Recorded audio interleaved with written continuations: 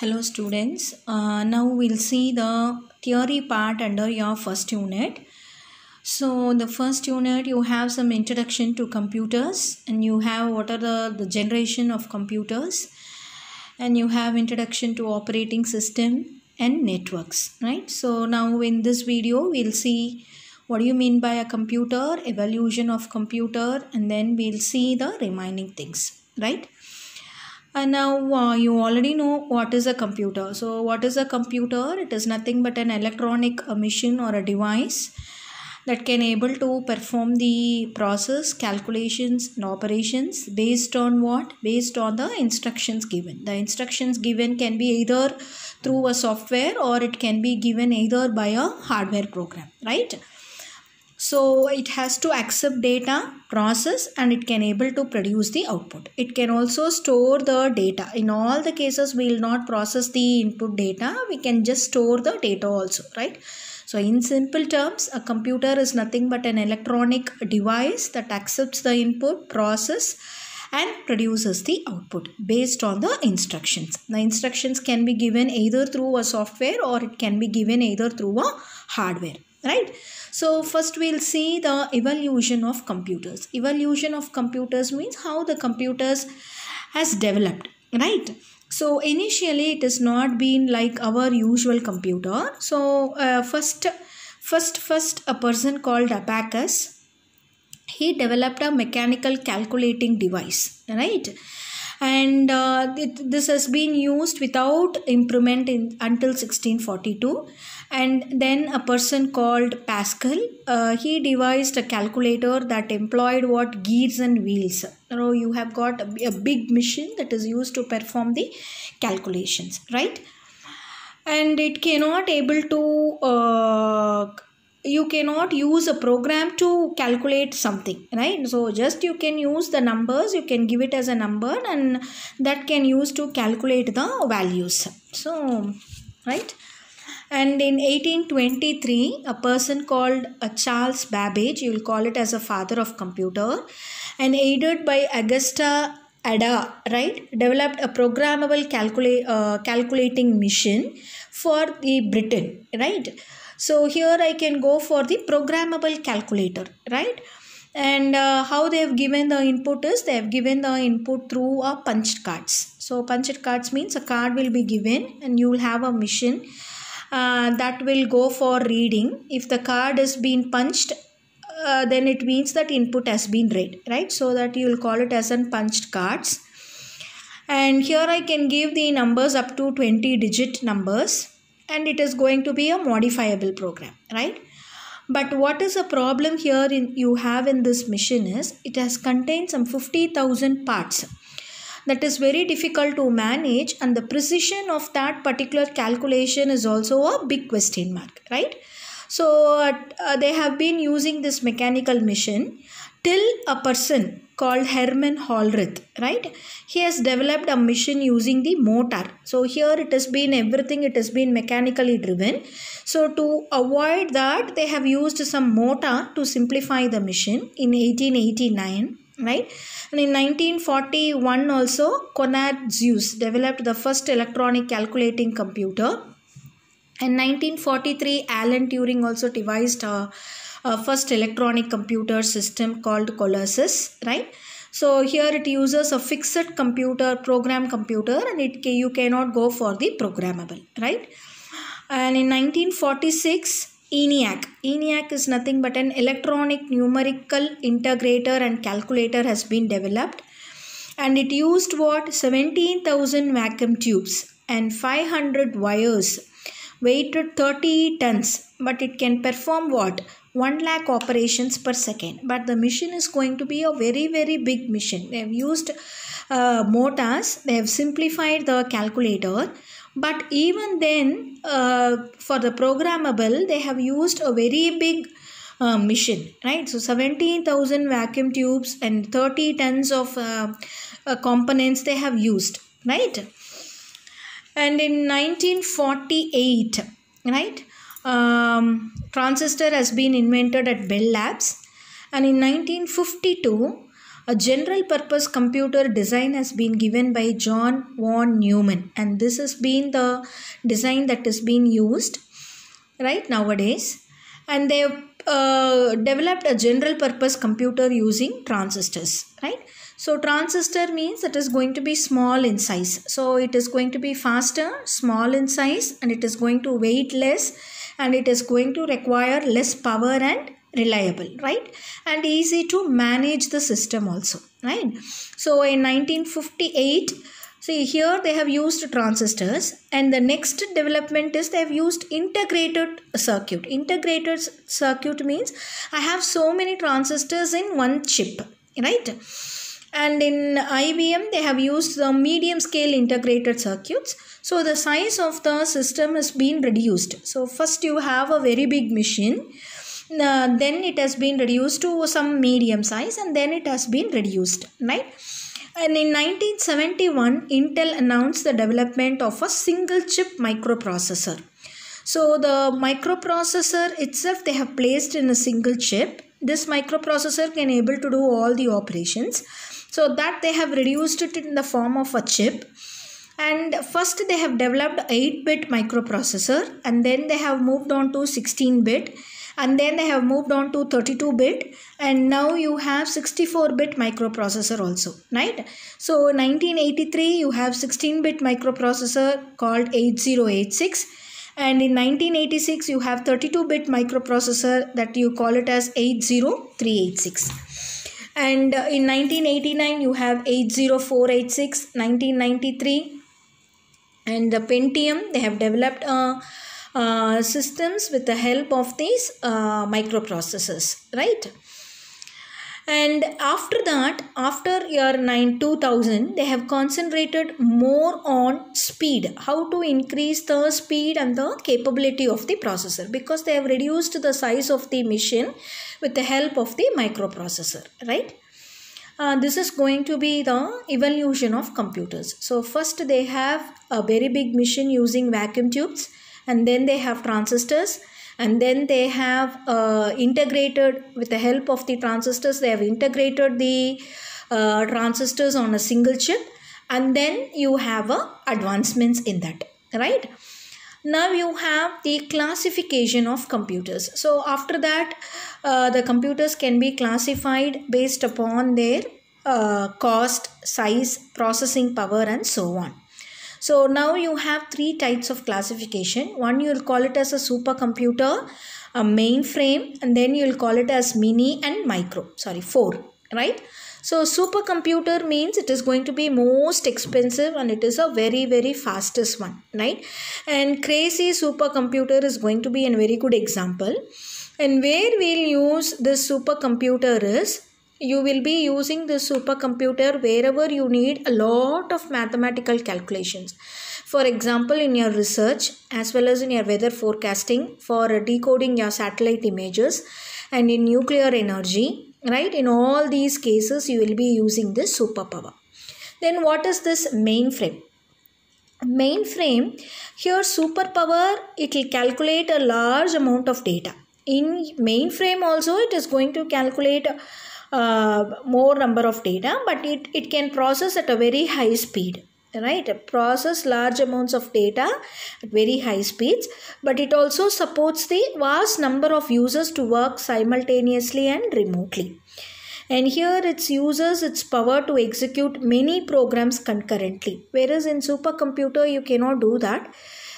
But it requires more data, more calculation at very high speed. But mainframe is, it's less than the, not that much of data, but I can support more users, more, here also I can use more people, right? So I can also work concurrently with this particular data, right? And these are going to be the examples of your mainframe, right?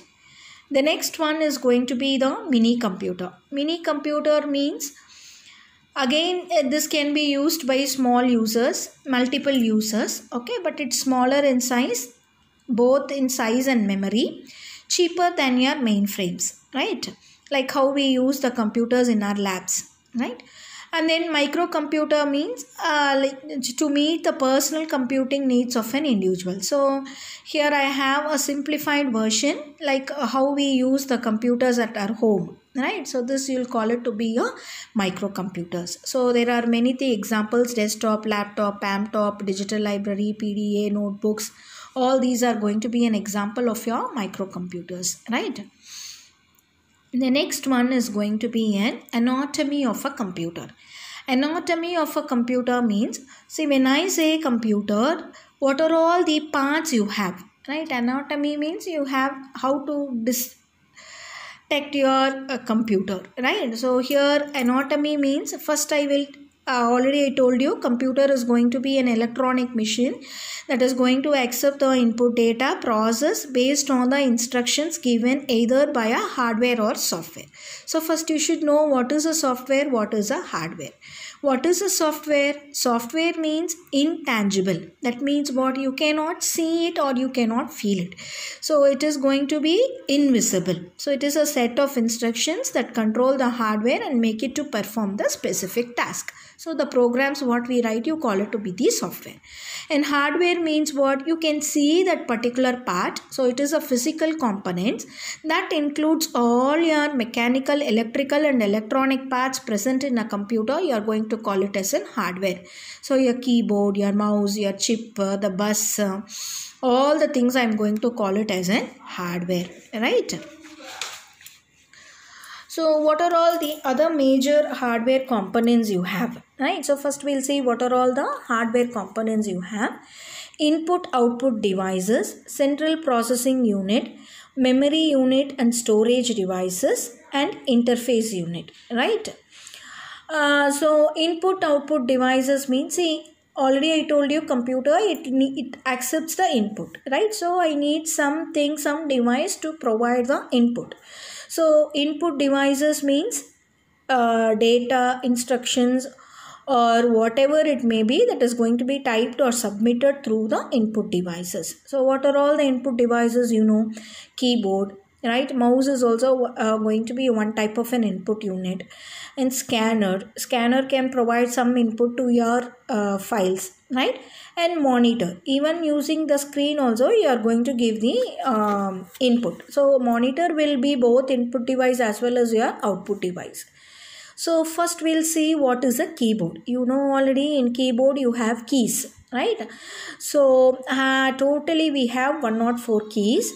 In that I am going to classify the keys to be different types. You have alphabet keys, you have numbers on the keys, and there are some navigation keys, arrow mark keys, right?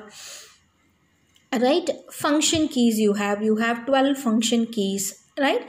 And you have toggle keys. Toggle keys means when I press for the first time, it will do the particular operation. If I press for the next time, it will not do that particular operation. For example, your num lock, caps lock and scroll lock.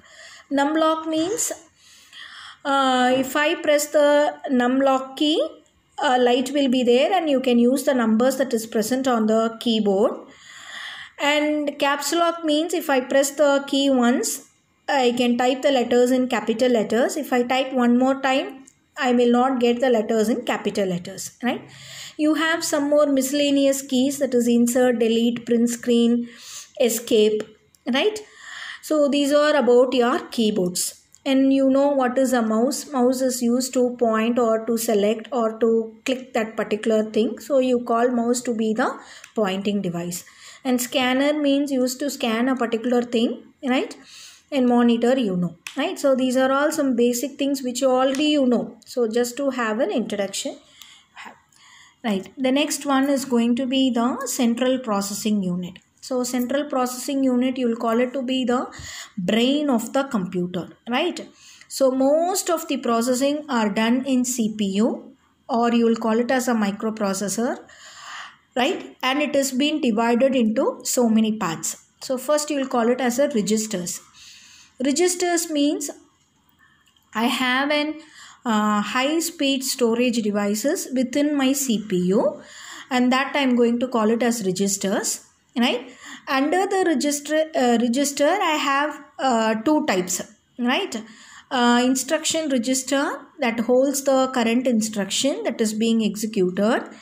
And then I have a general purpose register. General purpose registers means that is used for storing the values during your arithmetic calculations, right? And you have one more thing called program counter. That program counter will have the address of the next instruction to be executed. So instruction register will have the instruction that is being currently executed. Program counter will have the address of the next instruction to be executed, right? So the next one is arithmetic logic unit. So here only I am going to perform addition, multiplication, subtraction, all the other operations I am going to do it here.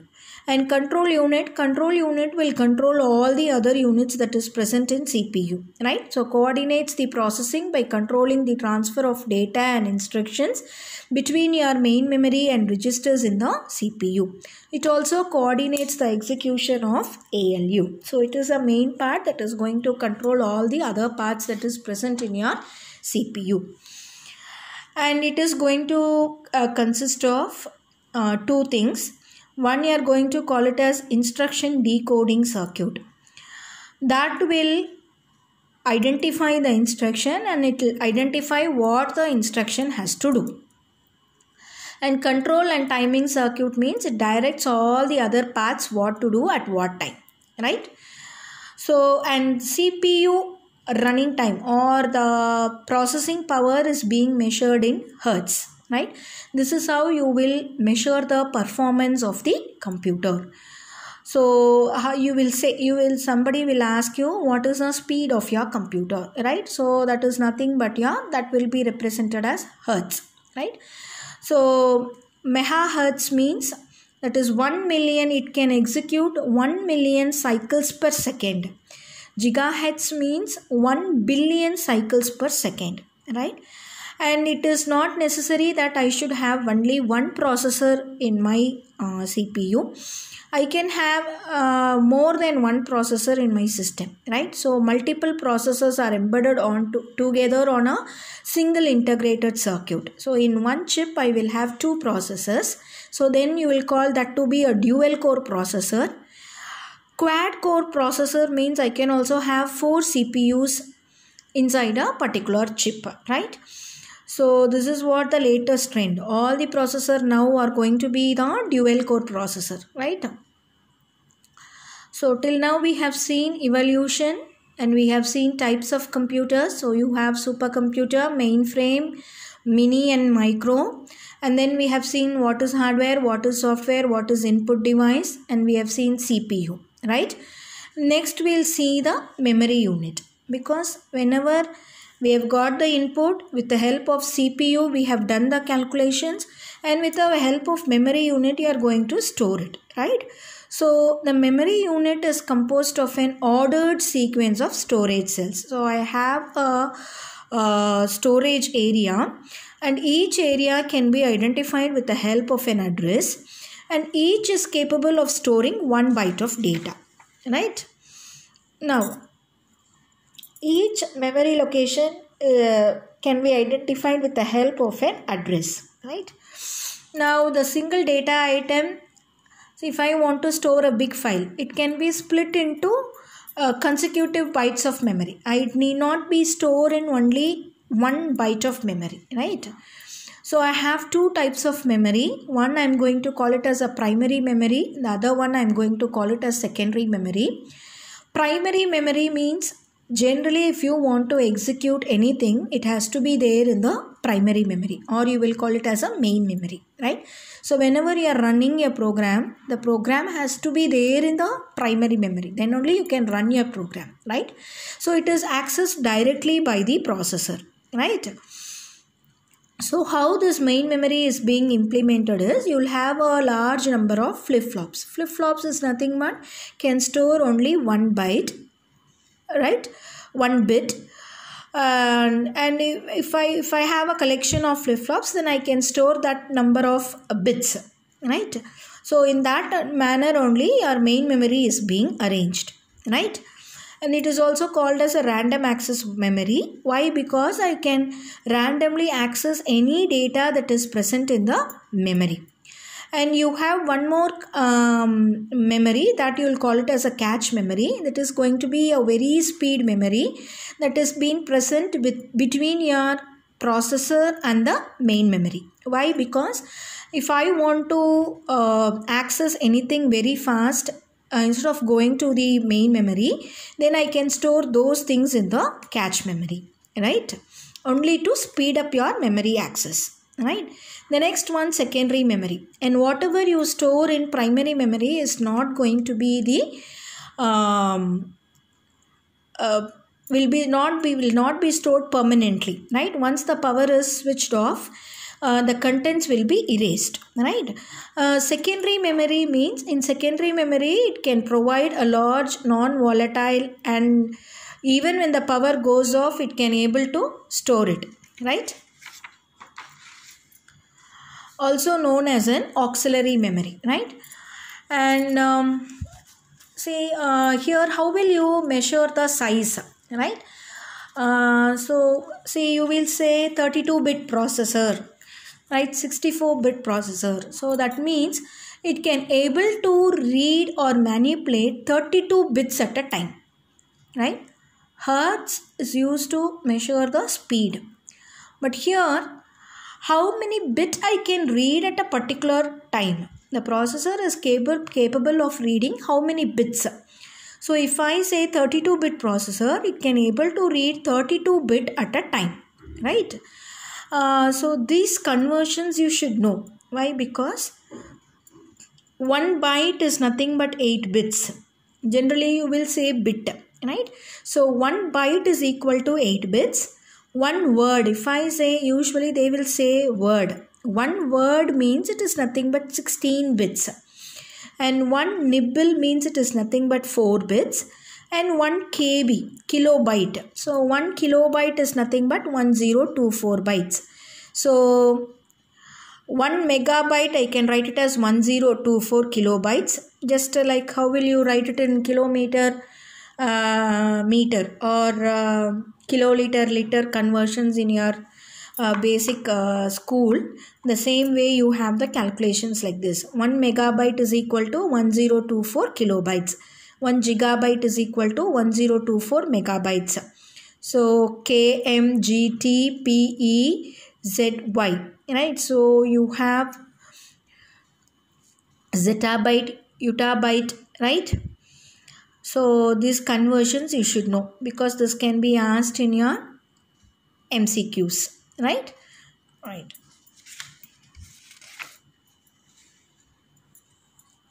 So next we'll see, till now we have seen the hardware unit, right? So input devices, output devices. Output devices you already know, it can be the monitor, it can be the printer, right? So the next one is going to be the software. So when I say software, it's nothing but, already I told you, you cannot see it, but whatever the programs you write, that is going to give the instructions to the CPU, what it has to do. So under your software, you have two different types of softwares. One you will call it to be a system software. The another one you are going to call it as an application software. So what is this system software? So system software means, from the name itself it is clear that it is going to more related with your system, right? So this you will call it to be a general purpose software which is used to operate your hardware. Directly I can operate my hardware, right? So it is more related to your system specific softwares. That is why you call it as a system software. Whereas when you take application software, it is a specific purpose software which is used for performing the specific task. For example, when you take word processor, that word processor can be used only when you take Microsoft Word, you can type only the word in that. For that only it has been specifically designed. When you take Excel, it has been defined only for the specific purpose, right? Now, system software, it will be installed on the computer when the operating system is being installed. When you take your C compiler, that is different for different types of your OS, and it is also different for different types of your machines, right? So that is, you call it to be a system software, right? So it is more system specific, whereas this can be installed according to the user requirements. If you want, you can download one application software and you can run it. And user does not interact with system software, right? I cannot interact with the system software because it is more related to your hardware. But here it is going to be user friendly. I can interact with the application software. And here this can run independently. It provides the platform for your application software to run, whereas it cannot run independently. Because if I want Microsoft Word to be installed, I need an OS, I need some software so that I can install my MS Word there, right? But here for OS, I don't need any software, right? So this can run independently on their own. So what are all the examples of your system software is, even your operating system is also going to be an example of your system software. So your compiler, assembler, debugger, all your drivers are all going to be the system software. What are all your application softwares? Your browsers, IEs, word processors, and all your application softwares it's going to be an examples. Your MX players, right? PDF file, Adobe, right? All these are going to be an application software, right? Now, so till now we have seen some basic things, right? So without an operating system, you cannot run your anything on your system, right? So operating system is going to be the main part in your computer. So what is this operating system? So what is this operating system? I told you operating system is also going to be the system software. So it is a system software, and what is this? It acts as an intermediate between your user and the hardware, right? So I need to have something, because hardware that hardware can understand only zeros and ones, and whatever we type has to be interacted with the hardware, and that is being done with the help of the operating system, right? And it controls the execution of all kinds of programs, right? And what are all the examples? You have Windows, Linux, Apple, Mac, right? All these are going to be an examples of your OS, operating system. Under Windows, you have so many operating systems, so many versions of the operating systems. Now, what does this operating function will do? If I say interface, what is this interface, ma'am?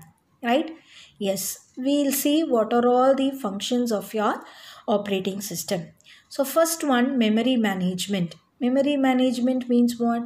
If I want to save some file, right? So it is asking you under, if you right click, right? And if you give save as, how you are getting all these things? You are just saving your file under your desktop or under your D drive. So the operating system will help you to save that particular file under your secondary memory, right? So with the help of the system software, right? Or some using some application software, that application software in turn will call your OS, that is a system software, to save your particular program. So how to manage your memory? The managing the memory is being done with the help of your OS, right? How many memory left in your computer, how much you have used, right? How much memory is being partitioned for your different drives, right? All these being are maintained by the OS. The next one, processor management. Suppose if you are opening so many applications, right? For example, you may open a web browser, you may open a Word, you may open a Excel. Simultaneously, you may go for printing some data in using your printer, right? So the CPU is able to do multiple things. How it is being managed? Because you have only one CPU, how you can able to do different operations at the same time. So managing your CPU or the processor is also being done with the help of your OS. And the next one, device management. So what are all the devices that is being connected to your computer? For example, keyboard, mouse, printer, scanner. All these are external devices that is being connected to the computer. So right, how it is managing all these things? How you can able to read the input from your keyboard? how you can able to print some data through the printer, right? Right. The next one is file management. So how it is managing all the files. So under, if you click D drive, what are all the files that is being present under the D drive? And you may have 10 folders. Inside the folder, you may have subfolders. So how it is keeping track of all these things? That is nothing but a file management. In addition to all these things, it is also doing some security operations. Yes or no? So when a person tries to open a file for which you have not granted permission, it is showing you an error. So security, and how it is managing all the jobs, right? Error detection. When the error is being corrected, it is, you can able to see that your error file has been corrected, right? And it is able to coordinate all the softwares with all the users. In the lab, so many people are working in so many systems, right? So you can able to manage the so many multiple users. So these are all the functions of the operating system. Now we'll see how to load your operating system. See how the operating system is being loaded into your memory whenever you are switching on the computer. See, I already told you, whenever you want to execute something, it has to be there in the main memory, right? But OS is going to be a very big program. You cannot have that big program completely in your main memory, right? But OS has to be there, because OS only is going to act as an interface between the user and the hardware. So what happens when you switch on the computer? And already I told you, in the primary memory, you will have the data only when the power is on. When the power is off, you will not have anything in your primary memory. And there is a one condition: whenever you want to execute anything, it has to be there in the main memory, right? So how the computer is going to start off when you switch on the power, right? So this is what we are going to call loading the operating system, or you will call this to be the booting process, right? And what happens is, this entire thing you are going to call it as a booting process, right?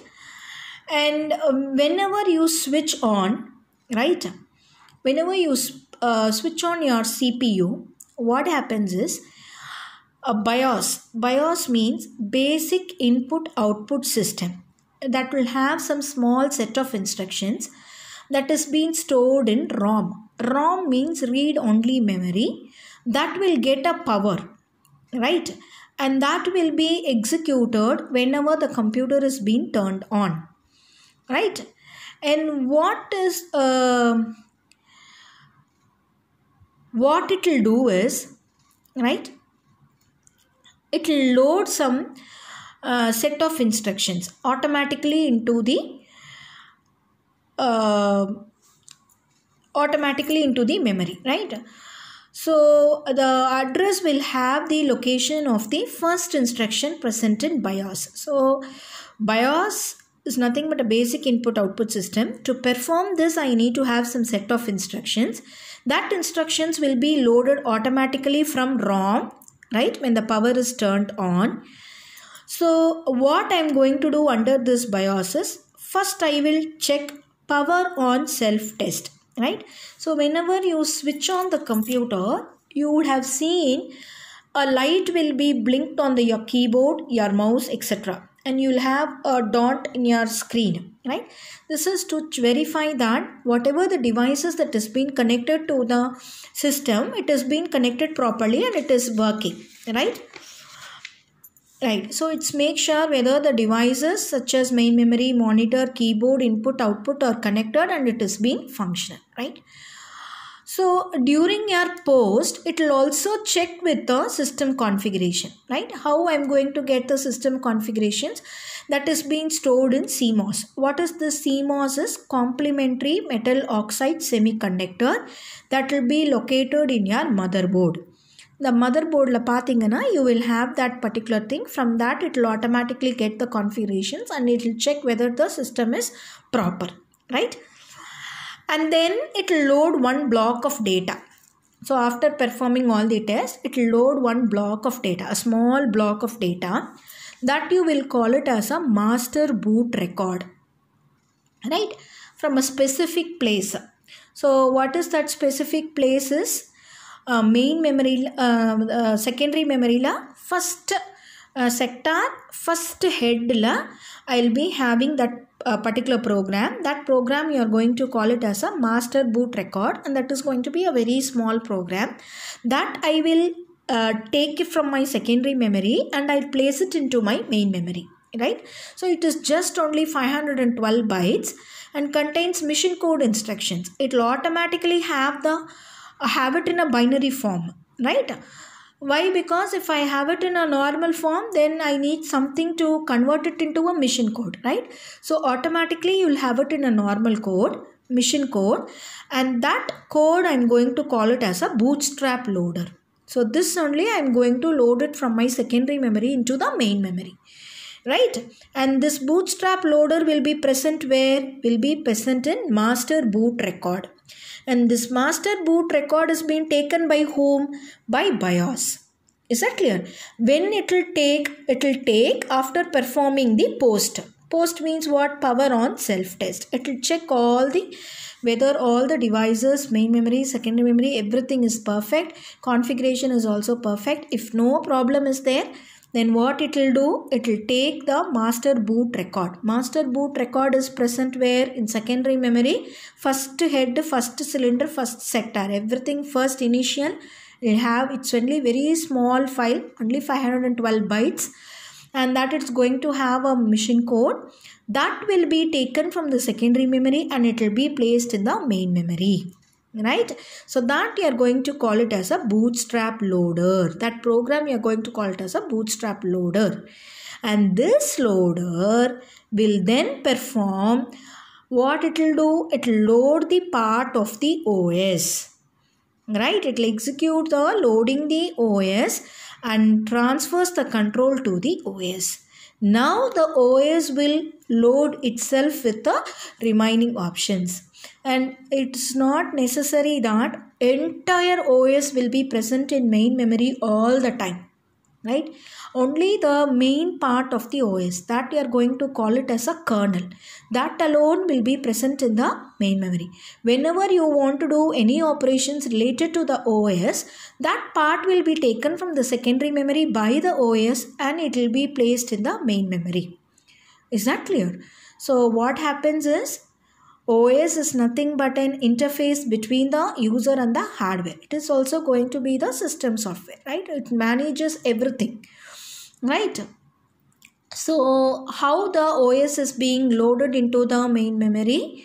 So first what happens is, when you switch on the computer, what happens? BIOS will be taken place. What is this BIOS is? This will be taken from your ROM. So that will be taken by the hardware and that will be loaded, or it will be executed by the hardware directly. And what it will do is, it will first check the power on self-test and it will check whether everything is being connected. And then it will take the master boot record from secondary memory. And from the secondary memory, it will load the bootstrap loader. That loader will load the initial OS into the main memory. Once the initial OS is loaded, that OS itself will load the remaining necessary OS into the main memory, right? So this entire process you are going to call it as a booting process. Is that clear? At every time the entire OS will not be present in the main memory. Only the part of the OS will be there in the main memory, and that you are going to call it as a kernel. Is that clear? Right.